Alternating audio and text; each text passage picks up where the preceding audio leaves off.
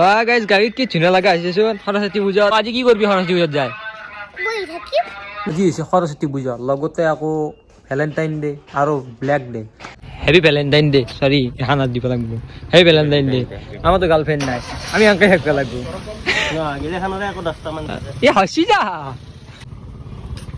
মিছা কথা কিয় ক'বা লাগে গাৰ্লফ্ৰেণ্ড আছে মোৰো আছে তোৰো আছে গাইজ বিশ্বাস কৰক মন নাই এৰ আছে কিন্তু এটো জানে ভিডিঅ' চাইছি গাৰ্লফ্ৰেণ্ডক গিফ্ট দিয়া আমি পূজাত যাবাক লাগি আহিছো মোৰ লগতে বাবলা এফালে যাব ঋতু